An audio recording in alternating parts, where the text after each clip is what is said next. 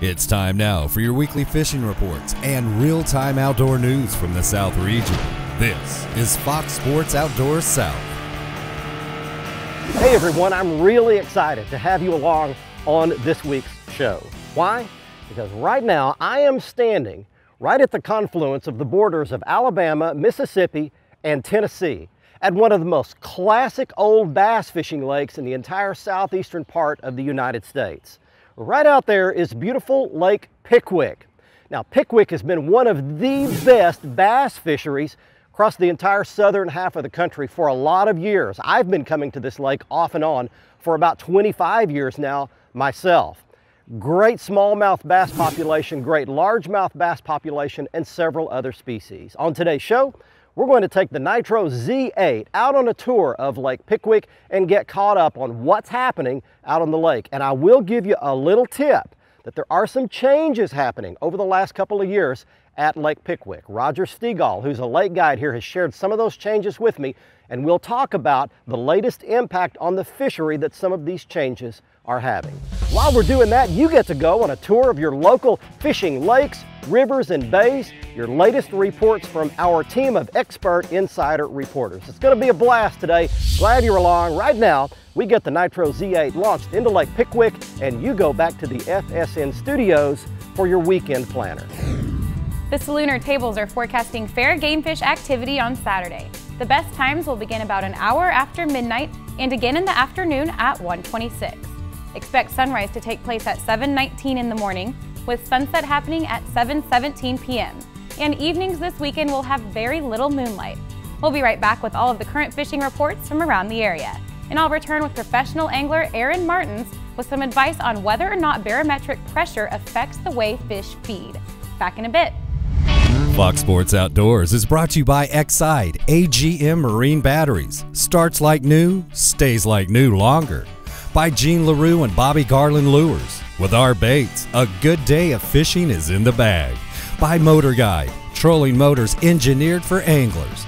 And by NITRO Performance Fishing Boats. Welcome to the big leagues.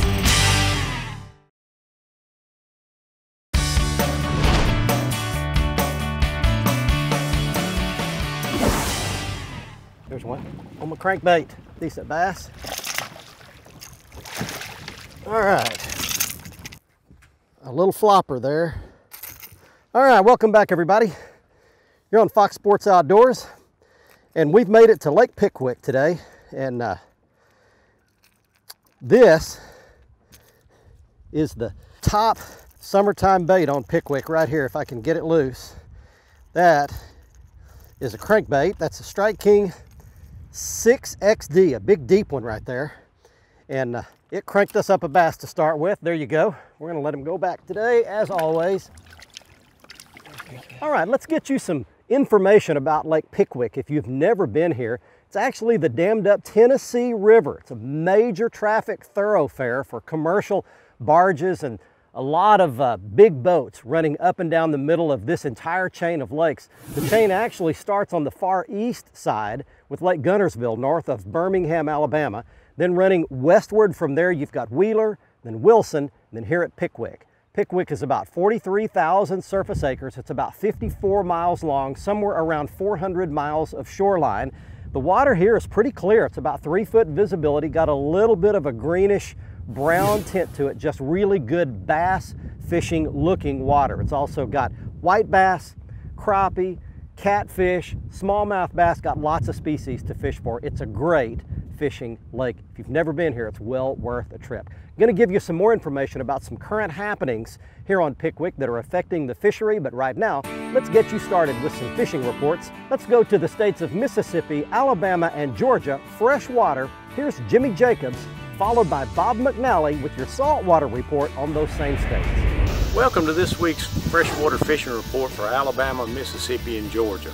This update is brought to you by Barnsley Resort in Adairsville, Georgia. Experience a fall getaway with quaint luxury accommodations, historic ruins and gardens, 18 holes of golf, fine dining options, and outdoor sports. Step into a world utterly apart at Barnsley Resort. Now the fall season's finally upon us and the weather is cooling down across the deep south. And the fish are responding to this change. North Mississippi's Granada Lake has white bass schooling and chasing bait all over it right now. You want to be on the main body of the impoundment, and you key in on those schools of shad.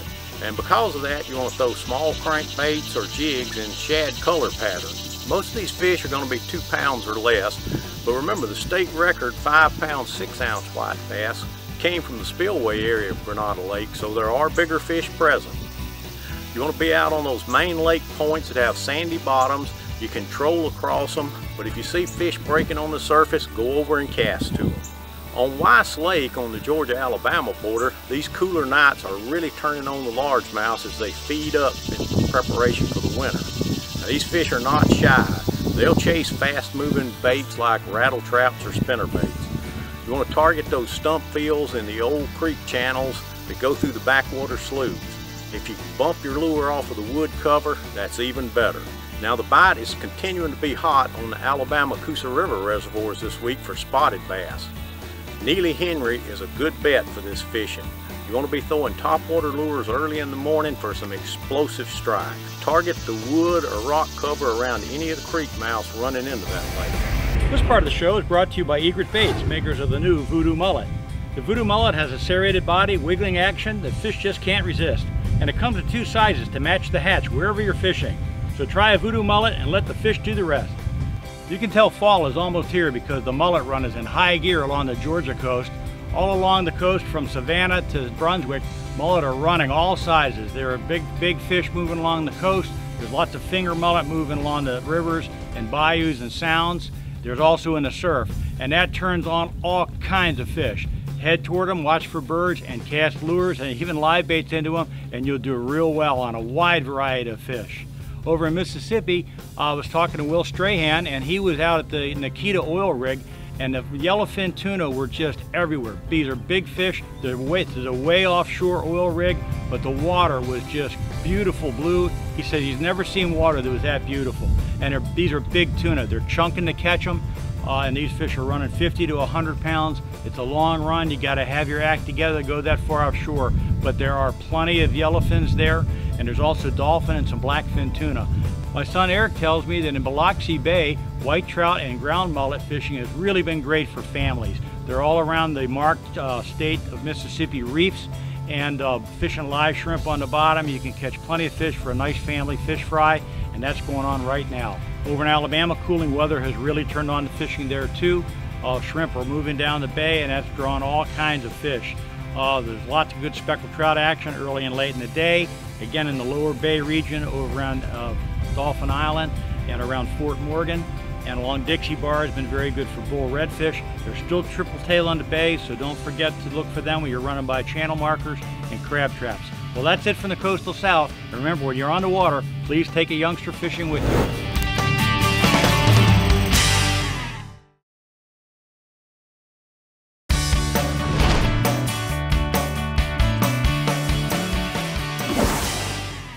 Got him. Here comes a Pickwick bass, I hope. Boy, he's fighting straight down. Look how dead calm it is out here. Perfectly slick water. That's fighting like a smallmouth because he's not giving up. Oh, nice smallie. There we go. There's a smallmouth for you. All right, welcome back everybody. Fox Sports Outdoors today on Pickwick Lake. And there's a hard fighting smallmouth bass. Caught him on a hardhead biffle bug. I'll show you all the baits at the end of the show. Kind of a long, skinny, probably a male fish right there, but I love to catch smallmouths. Let him go back. If you keep up with fishing nationwide, you know that for many years, Pickwick was known across the Southeast as one of the very best spots to catch a big smallmouth bass. And I'm talking about lots of smallies, 5 to 6 to even 7 pounds. I even caught a big one here one time. Shoot, it's been 15, 20 years ago. But about 6 or 7 years ago, the smallmouth fishery really went into decline. Roger Stegall, the guide here, was telling me about this so badly that they had to restock smallies in here. And so a couple of years ago, they restocked them, and they're having to grow back from basically little fingerlings, and they're all about that size, about 2.5 pounds. He said occasionally you catch a 3-pounder, but there's not very many of those big monster smallmouth in Pickwick like there used to be. But he said there's tons of that size. Give it a couple of years and you're going to start catching those 4 and 5 pounders again. So that's the story on the smallmouths at Lake Pickwick. Okay, let's get you some more fishing and lake reports with Crispin Towley.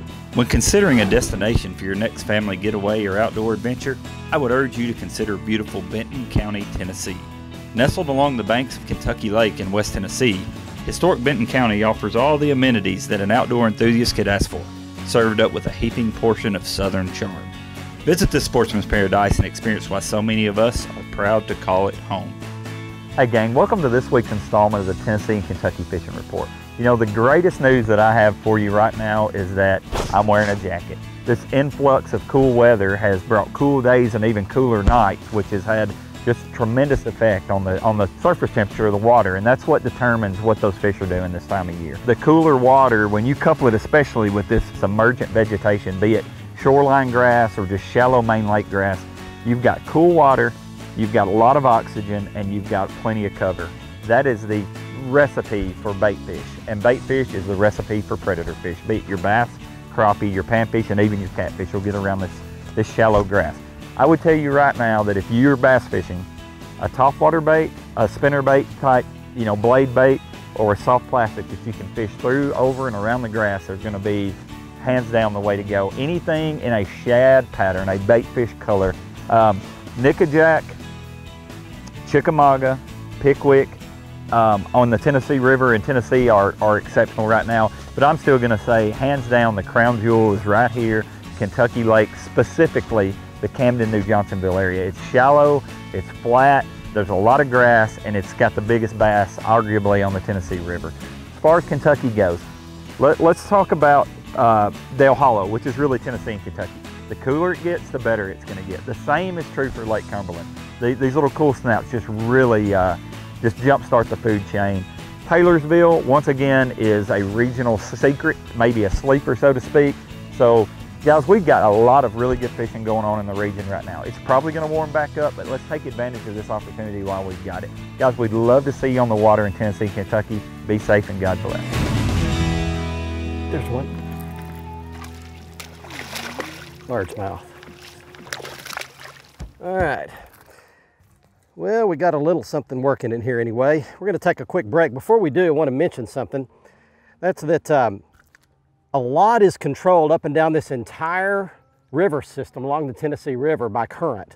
Current really dictates the feeding schedule for all the bass up and down the entire system. So you want to stay up on when they're going to be generating current through the dams and through those generators. And you can do that, the Tennessee Valley Authority website. So we'll put that website up on the screen. You can click through a couple of screens there, find the particular lake you're interested in. Here you want to click on Pickwick, of course, and find the peak time of day when they're going to be pulling the most current through. And you really want them to be pulling at least 25,000 cubic feet per second. 25,000 CFS is kind of the magic current that really turns the fish on and makes them feed. Now, so far today, we've had 0 current, but my understanding is they're about to turn the current on, according to the website, about to generate some current through the system. So we'll see if that picks the fishing up. Stay with us. We'll be back to Pickwick. Fox Sports Outdoors is brought to you by Academy Sports and Outdoors. Right stuff, low price, every day. By Mercury Marine, celebrating 75 years of marine excellence. By Stren Fishing Lines, the standard of dependability. And by Tracker Boats. It's more than just a boat, it's a tracker.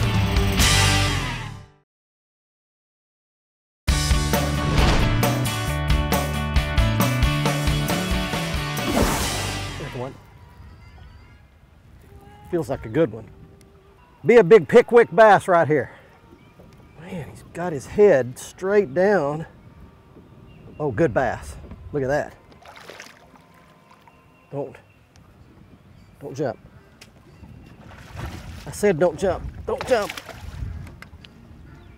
Got it. All right. That's a decent bass for you right there. Welcome back, everybody. We're on Pickwick today, and that's a real skinny, wow, summertime bass moving towards deep water. All right. That's a good fight, a good pull out here. You can see I'm way out away from the shoreline. I'm out off the Tennessee River channel, and I'm fishing gravel bars. Those gravel bars are from the natural current and from water washing in out of those hills behind you there that silts in, and they make these natural bars. And so you'll be trucking along here in 20 feet of water, and all of a sudden one of these gravel bars will come up to about 6 or 7 feet on top, something like that. Now the other thing, I mentioned at the beginning of the show some changes that are happening at Pickwick. One of them is the return of grass. A lot of hydrilla is coming back into Pickwick after an absence of many years. It came back big and thick last summer, perfect frog fishing. Those bass will just hover all in that grass and around the outside edges. So that's one good thing on the horizon for Pickwick, the return of the hydrilla. Let's get you some more fishing reports from your local area right now. If you live in the Carolinas, Inglis Glover has all the news. Hey folks, Captain E here with your Carolinas report. This week brought to you by Marshall's Marine. Located in Lake City and Georgetown, South Carolina, we're your bass boat leader since 1969. For all your family-friendly fun, visit www.marshallsmarine.com. And coming up this weekend is one of the biggest king mackerel tournaments in the Carolinas. The Rumble in the Jungle is coming up at a $35,000 guaranteed for first place. It's worth going and registering and getting out and targeting those mercury missiles this time of the year, because the bait is everywhere and the fish are going to be there too. Visit rumblekmt.com for more information on the tournament coming up this weekend. And also in the saltwater side of things, the speckled trout bite in the estuaries has been incredible in both North and South Carolina. We're starting to catch some of those bigger trout, and voodoo shrimp is the way to go. Fish it straight or fish it under a quart, but get ready for some of the biggest gator trout that you'll catch in the early fall. The freshwater side of things, the bass and crappie continue to increase as the water temperatures begin to cool down. And also on Lake Jocassee, the trout bite has been incredible as those fish are starting to climb up the water column with the warming of water temperature. And the brown and rainbows up there are ranging from 5 to 7 pounds right now. Get up and troll with artificials or with live bait in that 40 to 20 foot water column and get ready for some wonderful trout. This has been your Carolinas report, brought to you by Marshall's Marine. Remember, work smarter, not harder, and keep your chaos organized.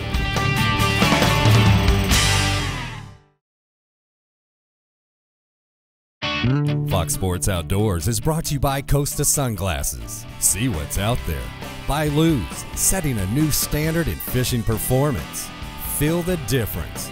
By Strike King Lures, #1 in fishing. By Lowrance Electronics. Find, navigate, dominate. Welcome back, everyone. It's time for the Ask the Pro segment. This week's question is from Dion, who asks, does the barometric pressure really affect how fish feed? We asked two-time Bassmaster Angler of the Year, Aaron Martins, for some insight. Yeah, it can, like the old saying is, like, that before a storm it can be really good, which, you know, we fish all the time, so I have noticed pre-front compared to post-front, there's a huge difference in the way the fish behave and where they sit on the bottom, if they're up eating a jerkbait or something on the bottom, maybe a jig or a crankbait. So yeah, I definitely believe it affects the way they bite.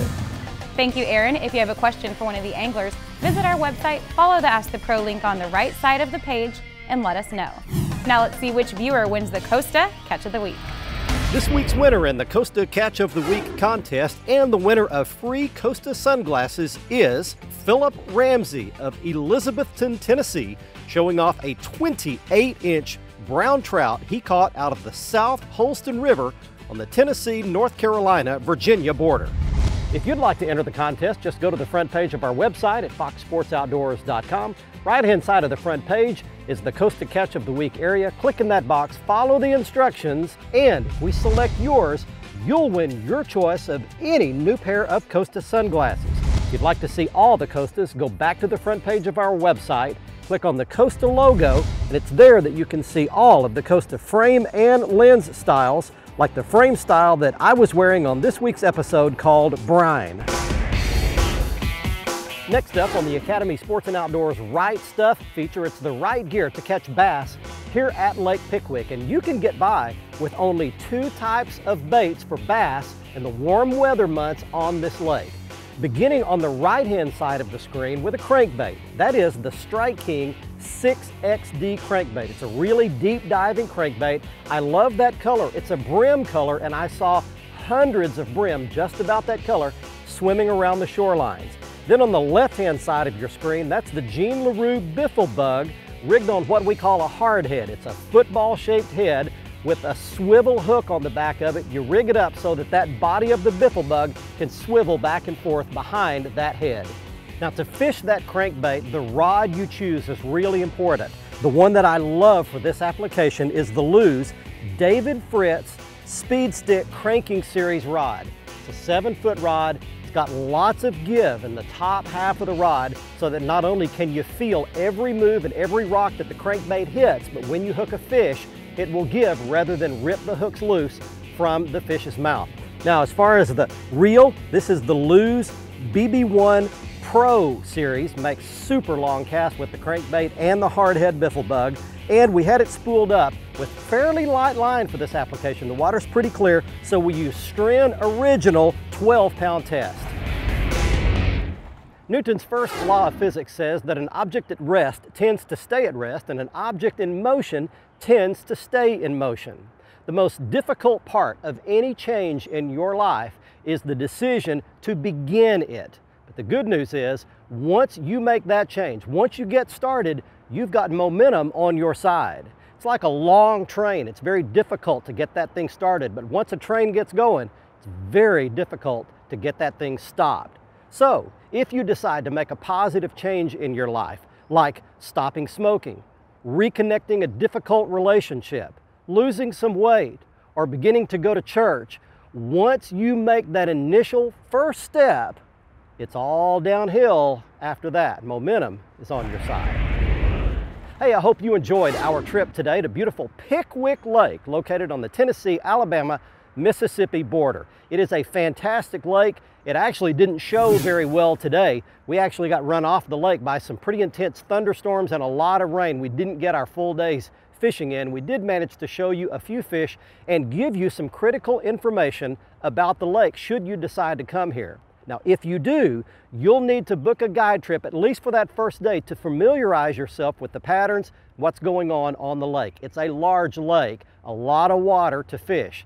To help you out, Roger Stegall is my friend who's been guiding here for a long time. He stays on the patterns and he can put you on top of the fish and familiarize you with the lay of the land.